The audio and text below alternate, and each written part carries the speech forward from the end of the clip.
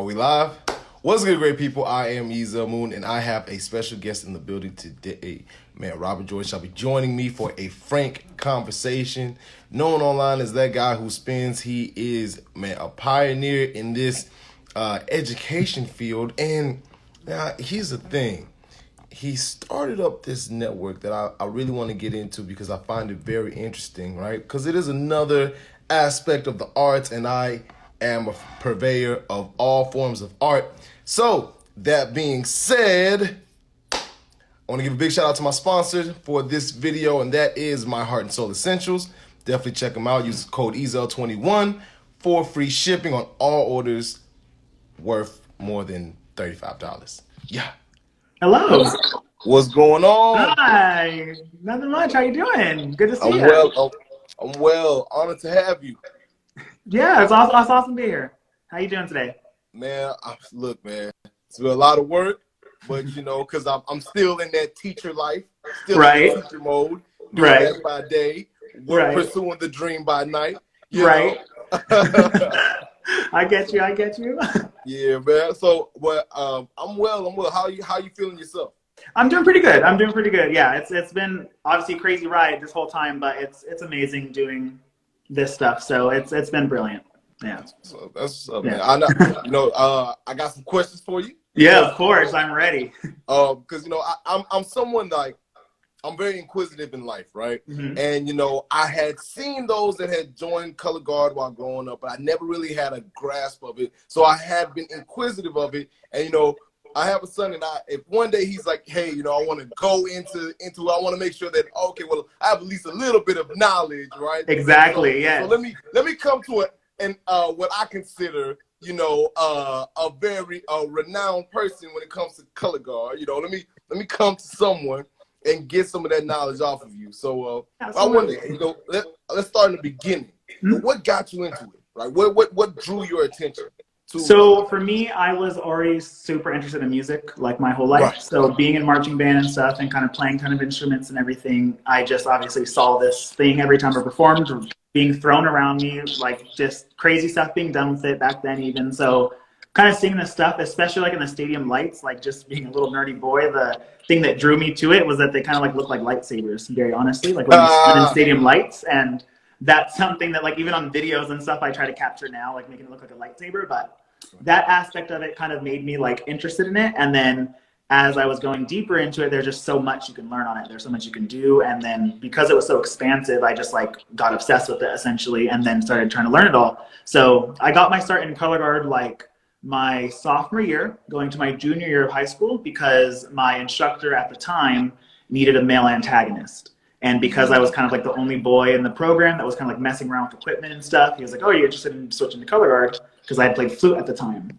So he asked me to do it. And then I was like, yeah, sure. And like my first question was, do I have to wear a dress? Which I didn't really care, but I kind of wanted to, honestly. But it was one of those things, like even back then, like it was just such a fun like time in my life, like learning how to do something so crazy and so weird. It was so interesting. So I dove right into it.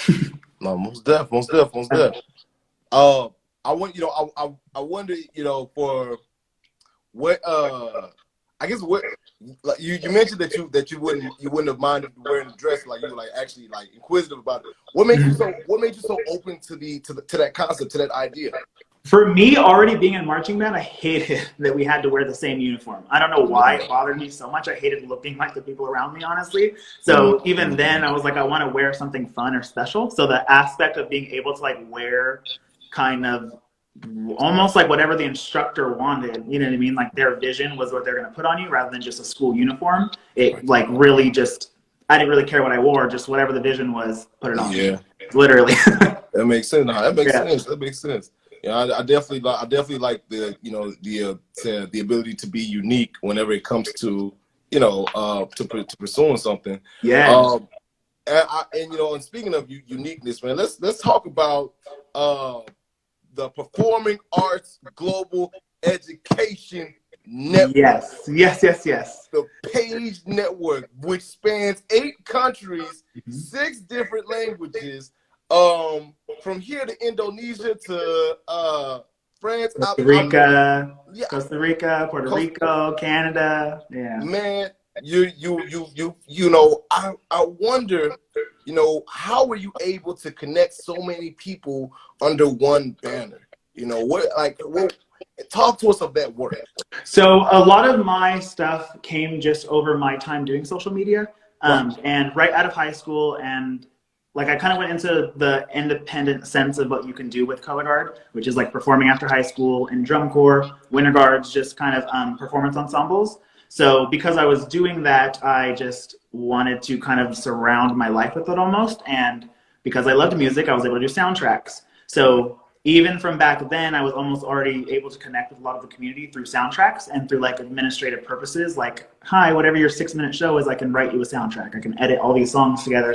So going from that realm, it taught me almost how to itemize things. It taught me how to do like price calculations. It taught me like if someone's coming to do a soundtrack, there's so many crazy things you might need on that soundtrack. $5 here for a splice, $6 here for like reversing something. So being able to itemize all these random things already started pushing into like the SaaS, the sales as a service system, and kind of seeing that and understanding that, I built like a soundtrack design website and business essentially that I kind of marketed around the community, began branching out to like dance communities and stuff, and utilizing just all those types of connections as I was building the soundtrack website. Because it was so technical, it wasn't really crazy artistic, because it was more so get on your laptop and write the music. So for me, it became, okay, I learned these things. I learned how to market on social media. I took my time to really analyze different social media sites, see analytics, see kind of how color guard was responding to different things that I was posting literally. Because at the time there was only a couple people doing it on social media, and they were doing it very well, but it was just, again, at the time there was only a couple people. So coming out now, like with the That Guy Who Spins profile, switching over from soundtrack design, going to this profile now, I kind of wanted to essentially create a community space where people could come and on my videos ask all the questions they needed. And because I have cultivated a community where they are comfortable responding and giving feedback, every person that's in my network would be able to comment on that same thing and give help back. So on my time doing social media throughout my 2 years, I would essentially spend time making sure I replied to every single person. And I would kind of showcase how I was replying. If things were uncomfortable, I would show like, okay, here's how you can kind of get your point across with emojis. Here how you can get your point across like with just different ways of actually talking to people. So utilizing these different things on social media, I just began to connect now, literally with kind of like everyone. And it was one of those things where at first when I came out on social media, like even my like friends and stuff, like when I was doing things, I was so nervous to reach out to people. Also nervous to like send a message like, hi, do you want to do video? Do you want to do this? And it was one of those things where like I was so recluse and I was so like, oh, I'm so nervous to like come into this space and kind of like do these things with other people. But then that is what allowed me to connect and grow. And it wasn't until I started allowing myself to be connected with those people and truly just branching out and going out of the realm of what I was comfortable with, which was just me spinning alone in front of a wall. Right. It was then when I was like, okay, this is a community. Like these people truly do have my back in that way. So it's kind of like, why not use this super tight community to now build outward? Because color guard is so expansive in that sense where you kind of don't realize how many people are truly connected to it, to where like, you know what I mean? Like you just don't get it. Like you can ask people like, oh, you know, the flags in the marching band. So they'll always know it from that point. So now it's like, how much farther do they know it? And you can go all over social media and you see like even hashtagging color guard, you pull some people that are like 60, 70 years old that have a full understanding of it. They go watch it every single year. It's like, oh my God, you're a drum corps fan. So I was seeing things like that, like reaching out to baton twirlers, reaching out to dancers, reaching out to gymnastics people. Like it was one of the things where color guard was able to connect all of us, even though our main performing art was in something different. Color guard is where that connection started. That's why. That's how like that bridge to everyone was able to be connected. Is every single person on the project either has a connection to color guard and is doing some other performing art, or has a connection to a color guard and is doing some like real world skill. Like we have tech team, developers, IT, like all those people, like they were in marching band with me in high school. Some of them I marched with, but they're able to have so many other skills to where that connection was able to happen. See, I find it so crazy that, seeing like, cause I think back on high school about like all the different cliques that people were in, right? And you think like, oh man, yeah, color guard really did have their own like inside of like, yes, like that. Hey, It's amazing to me to see, to see like the people that will come back, and say, oh yeah, man, like that connection that we have, that it still lasts long, because I mean it's an Yeah. interest that we share, right? Yeah. You know, It's so interesting, yeah. Being able to connect with people literally all over the world. It's not even like in your own country now. It's truly right. like people don't even speak your own language, but you're able to connect with them through this type of language. And that, yeah, yeah. Man, going through some of your profiles, I saw this quote that I really liked, and I wanted to, you touched on it a little bit, but I wanted for you to go a little bit more in depth. I've built a supportive, guaranteed, and certified community of instructors and educators. This allows a consistent, cyclical, and habitual organic educational climate to emerge, not focused on, but naturally aware, understanding of, and attentive to the natural neurological discrepancies that many of us face at different or all times in our lives. What would you say in your experiences guided you to the mindset that these environments are lacking in society and that you need to create more of them? So, okay, so this is like almost a very, very large one of like, at the depth of it, like neurodiversity is so hard to understand even from an outside perspective, so it's even harder to go through it. So it's one of those things where myself, like I had ADHD, well, have ADHD, and I was on medication all the way up till I was like 13, and then got off of it kind of cold turkey.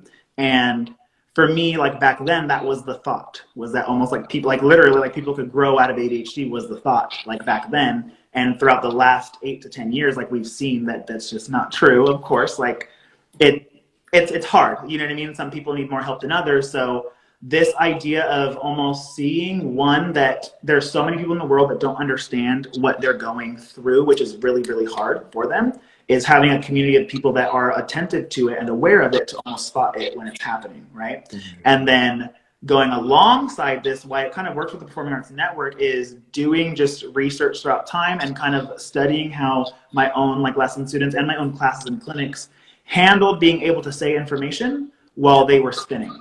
There was a lot of different things with honestly a lot of my neurodiverse students where when they were spinning and they were doing something that involved another sensory detail, they were able to get through their speech so much easier. They had a clear head. They were able to go, like they were able to talk and essentially like kind of work through things, which is amazing to see. So for me, kind of having this now space where you have access to this 24/7, to where when you're having that bad day and you're feeling like, oh crap, like it's so overwhelming, because like we all have those meltdowns essentially, of course. But especially in a neurodiverse sense, those meltdowns are extremely serious.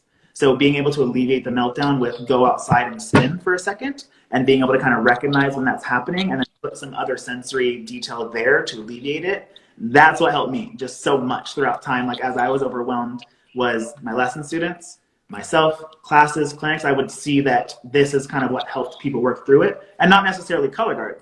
It was just contact sports or contact art forms. And that's where too, like doing this research, you found 142% more people are more likely to have neurodiversity if they're in a contact sport, because that's what we're all drawn to naturally. So it's one of those things where if a community is literally almost over the 100% percentage of having neurodiversity, why not create a community where these two things can coexist to help and aid each other? Oh, that makes sense. It's amazing that's what your outlook is. And I wonder, I always stop and think like, well, what is the genesis of people that have this mindset where they look at this and they say, hey, you know what, I feel like this could positively impact the world in this manner. For you in particular, I wonder, how is it as you were navigating this lifetime, and as you were navigating through, building the page network, the work that you did in Indonesia, how are you getting through the low points? Because I know it wasn't all just sunshine and sparkles. Yeah. How are you able to, pull yourself out of those moments where you felt like, man, this is really, really hard? Honestly, the community, very truly. And this is something that's like, even hard now. Like we're a startup. You know what I mean? Things are risky and rocky. So it's one of those things where even now I'm like falling onto my community in the ways that I can to find that support to almost guide and help me. So as I set up this network, literally, one, I tried to make sure that people around me were going to check me in very harsh ways.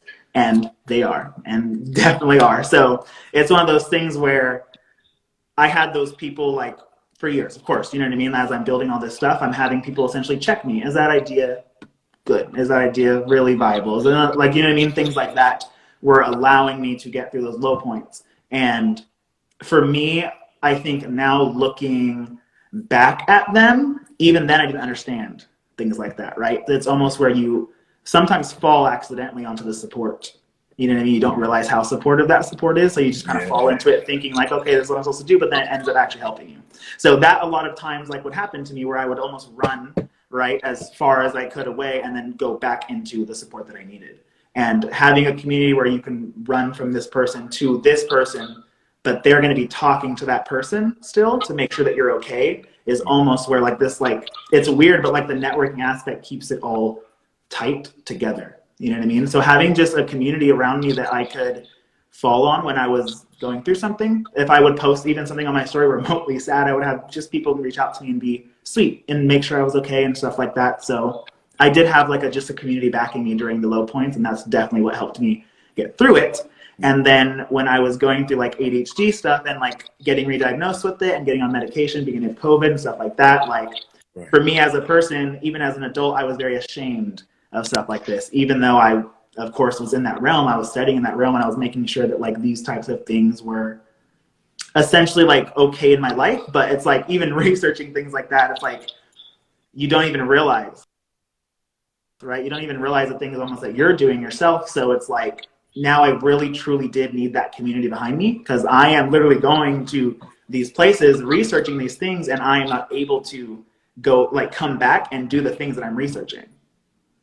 Yeah, so I'm able to see it in other people, but then not do it myself. So that's where I'm like, okay, like even I need that help. I just do. You know what I mean? So that is where having a community there always helped. And that's like my biggest like advice, honestly, to just anyone that's going through something is just try as hard as you can to find a community somewhere, especially because there's just an infinite amount, even aside from us. You should go look on Discord, just type whatever you're going through, just type in that and Discord, you'll find hundreds of communities to find support. And that's where like I just want to make sure people understand that aspect too. Most definitely, most definitely. I love it, man. I love that. That's a stick point for you.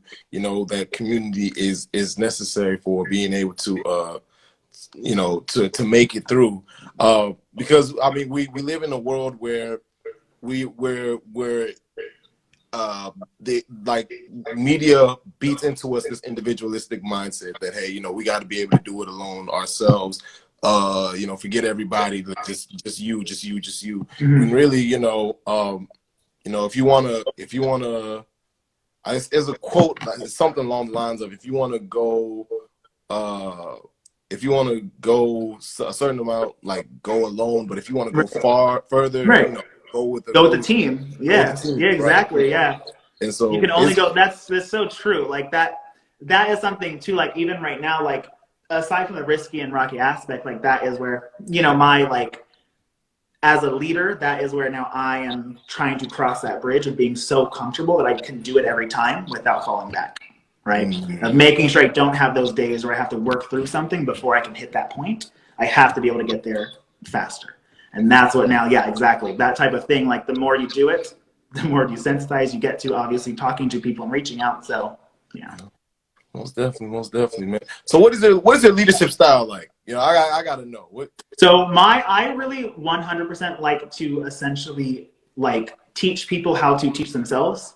Well, that's one of my big things, is essentially giving materials and allowing you to, with these specific materials that are going to make this end product, no matter what way you put it, right, what can you do with that in the middle to get to that end product? So that's kind of a lot of times, like even like teaching students and stuff, like showing like, okay, this is how you do the drop spin, right? So let me show what's your version first, and then I'll come back and detail you, because I want you to feel comfortable and natural learning it first, and then get me on the back end. So it's one of those things where like right now I'm still figuring out like exactly how to properly do that leadership style in a company like this. Very honestly, because there's so many moving parts and so many moving people, it's how do you keep that consistent onboarding in that way, but be able to consistently communicate with everyone one by one. So that's what my leadership style is definitely making sure that I give the like tools to explore and imagine and then bring it back into a finite detail point. I love it. Teaching people to teach themselves. That's what's up. All right. Now, this my random question. I have selfish questions. Yeah, of course. I don't include. You're good. You're good. Okay. Ask away. All right. Just want to make sure. Now, let's say if you could pick any type of animal that would be represent your spirit animal, what would it be? A moose. Instantly a moose.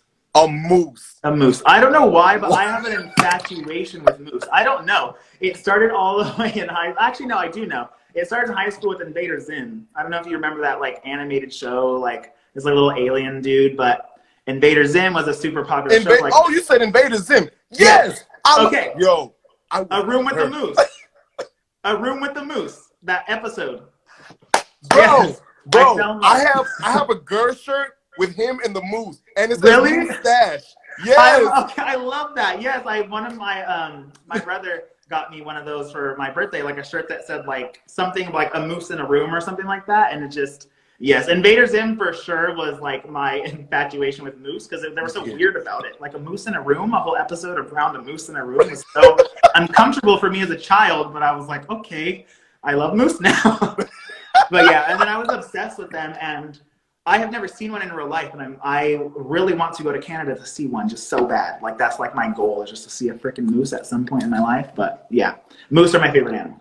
Bet. Okay, so the moose is your spirit animal. Yeah. All right, that's cool.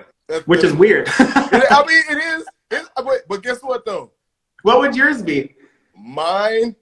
Okay, so I keep going back and forth between a liger and a wolf, and like I just don't know, man. I like liger. A liger is a lion tiger. Like yeah, I like the liger option. Yeah, see, look, right, but they don't like. I think like they don't live that long. Something like that. It's such a weird. No, pick the other option then. Pick the the wolf, right? Like yeah, pick the wolf. Pick the wolf. Never mind. Go back.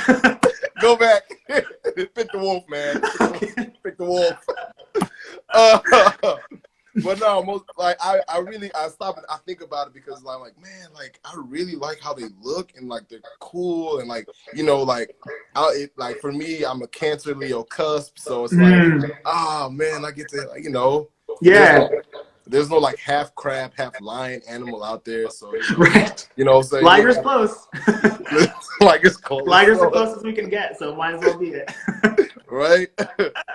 But man, I really want to say, I appreciate what it is that you're doing for the community, sincerely, and I also want to, just speak positivity and blessings into your life as you continue to navigate, through this life. I know that there's something that I did want to touch on. Yeah. Before, and that was during this pandemic period, a lot of businesses were affected, and I know that it had set a lot of different people's dreams back quite a bit. I was just wondering, for you, how did it impact you and what you were trying to do? For me, it impacted me in a way that like I almost like I was forced like into the virtual atmosphere. Right. To then keep up with what I was already doing in person. So when COVID happened, just truly luckily, I already had a little bit of knowledge of how to put all these things together. I already had the lesson system made and stuff like that. So when COVID came, I was luckily prepared to directly move into the virtual atmosphere.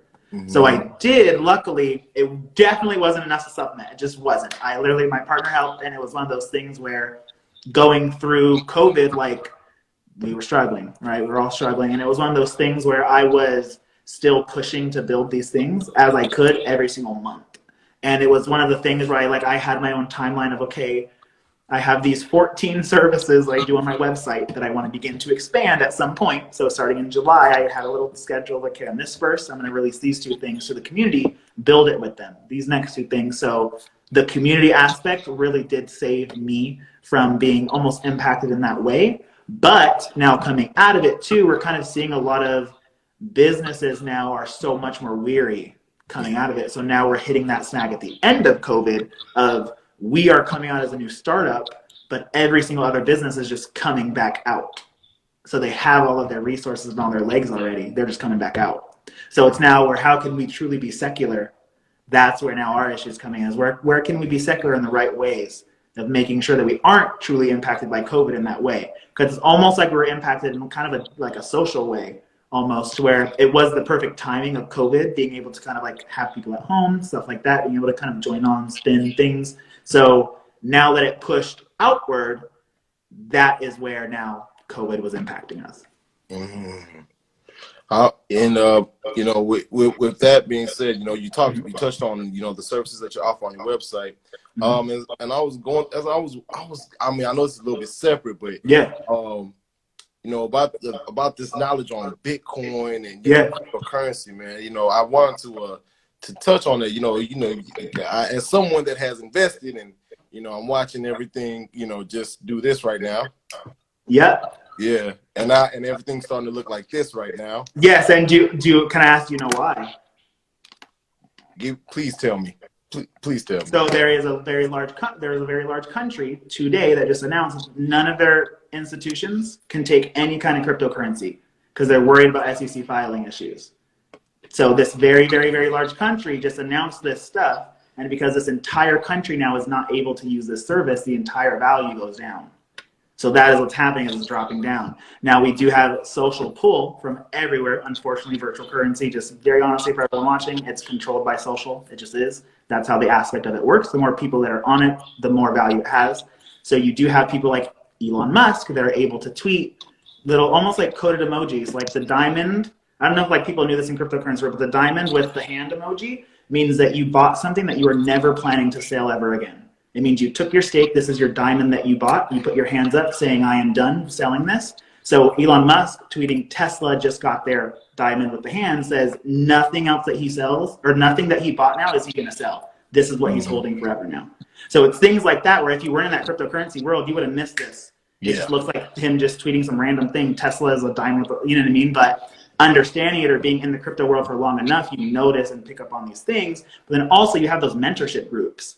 This is what I almost think too, like almost where cryptocurrency as a thing, beside the monetary aspect of being able to send money to foreign countries and stuff without all those crazy transactional fees to be able to hire more people in other countries, it now also creates communities behind the coin or the token or the blockchain that it's on, because you have to push it together. There's no way to just have a coin yourself. You have to have other people have a stake in it. So it pushes that community aspect. And as people come into these coins and these tokens and stuff, you are building a community around the value. And blockchain, I won't go too deep into it, but blockchain. No, you take your time. Blockchain is truly something. Yeah, no, blockchain is truly something where you want to understand every single transaction that you did was real. Yeah, it was real, tangible. You can look at it, you can verify it. It's one of those things where right now, just honestly, the money sitting on our break is controlled by the bank that it's in. So at any point, they can change the value. And we've seen that before in housing crises. We've seen that before when like stocks fall and things like that, where the bank has to hold on to this money. All of a sudden, you don't have access to it. So these things coming out were literally created to stop that and stop that. Like that's what I call decentralizing it. You're decentralizing finance. It's DeFi. So in that way, like this is what blockchain started, right? Like 12 years ago. And 13 years ago. And it's one of those things where because it came out and no one knew who started it, right? It just was able to go and be checked and balanced in such a way that there's no way to crack it now. And this type of thing too, like for me, when I was doing the Caparactica soundtrack stuff, this is almost when like a lot of the world was in security. And this is when like LastPass was coming out and like your keychain on your iPhone and stuff where you can store security codes. So it was where, because you could store security codes on your phone and stuff, people already were able to hack in. So now when you hack in, you have access to all these codes. So there were things that were coming out to now encrypt passwords, put things behind digits of strings to where when you go somewhere, you can put this little code into something and it takes a lot of time, but it can reanalyze it and give you the answer. It's so weird, things like that. So because security was in this realm and security was something that all the banks needed, it started pushing into that realm and pushing up. And security was a lot of the stuff of what pushed blockchain out. And now because of all these apps, you think of blockchain as just this huge, like, essential bank, right? And there's different blockchains. There's different ones, right? We have Ethereum, we have Bitcoin, but then you have the coins on top of them. And you have the tokens on top of that. And that's why it's so weird. Think of the blockchain as your bank. Right. Think of the coin as the money, and think of the token as like cards, literally. Like that's just the easiest way to possibly think of it, is that you're trying to get the coins into your card the same way you get cash into your bank account to then pay with your card. Literally. Got it. Oh man, that's actually a whole lot simpler. Like, that's a whole lot simpler of an explanation than I was expecting. Like, all I knew was just, hey man, just go make sure you buy when it's falling, because when it goes right back up again, it's, you want to be there. Yeah, and that's one of those things too where, like, you can't teach kids about stuff like that, and you shouldn't. Then they shouldn't be learning about stuff like that, but they should be learning about proper money usage in the sense of look for scams. If people are reaching out to you with things like this, like, I could flip your portfolio in 20 days. I could flip this. I could give you like things like that. Look out for in that sense of when people are coming in the crypto world, because there's so little regulation right now. There has to be something there kind of protecting those children because they're able to go do these things. Yeah. And then too, like a lot of like Bitcoin and tokens are utilities. And like each token might have a different reason to be utilized by another token. So like what I did last July is I started that Color Guard Cafe free server on Discord, and you can go in essentially as an educator. Like you can ask a question, of course, there's 100 other educators on there, so they might answer, but that's still value to you, the person that asked the question. So then you're getting back as the educator. So what people did was they went into servers and started evaluating these little actions. How much does it really cost an educator to give that comment back? Oh, it costs 3 cents. So now if this educator did it 20 times, then okay, that's 60 cents. So now the educator made 60 cents in this 30 minutes. And that's literally how things like begin like making coins, is like, what's our utility in our community? Right. These tradings of services. If I gave you a lesson, what could you give me back? Okay, maybe you could post 5 minutes of our lesson on YouTube so that people are watching me teach. They're watching you get taught, so you're getting the social media, whatever. And now this is getting value back to both of us, literally just from a coin that we just traded over time rather than the fungible cash.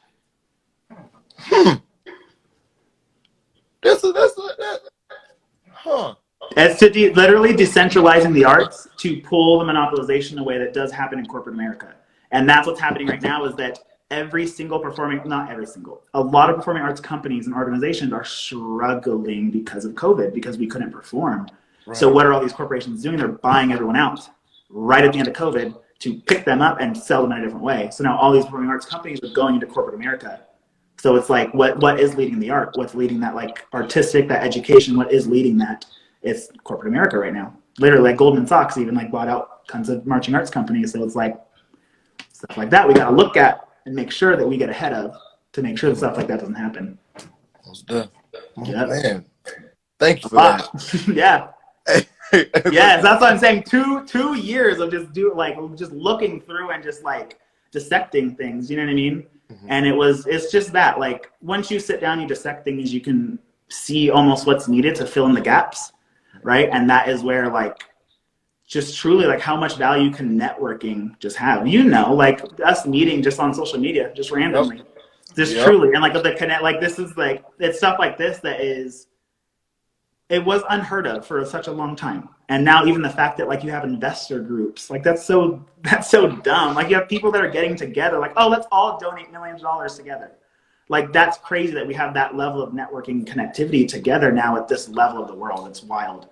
It is, but do you feel like I feel like it's necessary though, right? Yes. Because I mean, it inadvertently helps people, through a totally just different way. Like I find myself like, through doing this, right, that like everything that I do is for philanthropy, right? So I can like actually help people all over the world through just like my own through these conversations that I have, Right.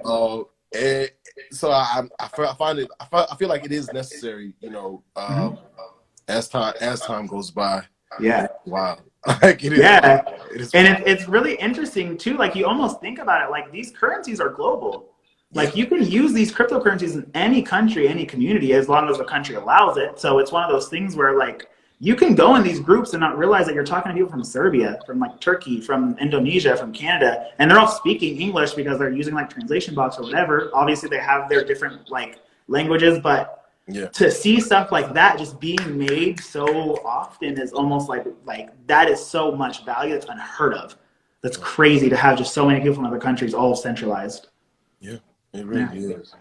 Now I want to get into the goal of this show, and like I said earlier, it's philanthropy, garnering support from the audience, putting towards a charity or nonprofit that you care about. I wonder what charity or nonprofit would you like to spotlight today, and why is the cause it faces so important to you? So for me, honestly, I really do like this foundation called Thorn, and it's like child protection essentially service, and they do a lot of internet and online just truly child protection. And it's one of those things where us as a service that is able to offer the equitable access, but you as a student do have access to every educator 24/7. We need that protection. Yeah. And it's almost to where like even us as an organization, like we have to like decided to take on that role of protecting and making sure that like we are helping in that sense. So thorn.org is definitely a massive help for everything. Anything that you donate to them truly goes to protecting like just children in the world. They help with so much trafficking all over the world. They help with so much of like just truly like even the grocery store stuff you see all over Twitter. They're devoted to finding those people. They're devoted to finding where these things are coming from. Yep. Thanks for typing it. Yeah. So this type of thing allowed us to just like see how much are these people putting into these services truly to where like we can go to them, and we do have like a donation platform on there too. So you can find the Page Network on thorn.org and then donate to us, and then a percentage will go to Thorn as well. And and that stuff too where child protection, aside from keeping the kids safe in their minds, you have to keep them safe from predators. Yeah. And it's something where like it's not our responsibility to, but why not? If we're dealing with kids, if we truly do have plans to deal with hundreds, thousands, whatever of kids, we have to keep them safe. Truly. No, most definitely. So thorn.org is the charity of choice for this video. I will be tagging them at the bottom as well as directing people's attention to them. I want to say thank you again so much for your time, your energy, for giving me this knowledge on not only color guard, but man, on cryptocurrency as well. Yes, the range and mooses. Range. I love doing this. Thanks. Yeah, this was fun. This was super fun. and one day in the future, I hope to have a round two. It'll be in person, and it'll be at a nice little set, and then I'll have snacks and stuff, and then I'll be able to bring an Invaded Zim shirt with the moose. Okay, I'll bring my moose shirt. Look. We can match on that show. Yes, deal. We'll have to remember. Deal. Bet. I'm definitely down. All right. We're going to speak it into existence. Deal. Now, before we close out, we always like to close with words of wisdom for the next generation. Right? It's the teacher in me that makes me want this to happen. Yeah. So I wonder, what words of wisdom would you have for any of these youngsters that have an interest in joining Color Guard? It is going to be the weirdest and most rewarding thing that you ever do in your life. Just truly. And it's Color Guard is something that can help you in so many ways. And it's something that it doesn't ask for a lot. It just exists. And it's something where if you find it and you go into it, there's so many people in that community to support you. And Color Guard is that space to do it. Nice. Man, thank you so much again. Welcome to Easy Nation. Thank you. Yes, thank you for having me. I hope you have a blessed, amazing evening, and I'll definitely talk to you soon. Thank you so much. You too, man. It was good talking to you. Nice. Bye. Man, oh man. Y'all definitely go check out that guy who spins Oh man, a lot of knowledge was shared on this one, and I mean, seriously, y'all think about the range. But yeah, you guys definitely check out the Page Network. I really want y'all to support. Thorn.org is the charity of choice, so we're definitely going to be putting our efforts behind that. And yeah, man, enjoy what I do. $ Ezel Moon. 60% goes to charities. Charities mentioned on this show, and 40% goes to making this the best thing you ever seen, and actually finally having those in-person interviews with the people that I want to have them with, and sitting down with them and all that great stuff, and getting that mustache shirt. But yeah, man, I really enjoy what I do. I'm Ezel Moon. I'm not doing it unless it's fun and it helps people. Peace. Purchase my book, Purple Mike Wants a Bike, at Amazon.com. You can find it there. Just type in Purple Mike, type in Ezel Moon, and it'll pop up. If you guys want to follow me, no, not even if, go follow me at Ezel Moon _ on Twitter and Instagram. I'm Ezel Moon, and I'm not doing it unless it's fun and it helps people.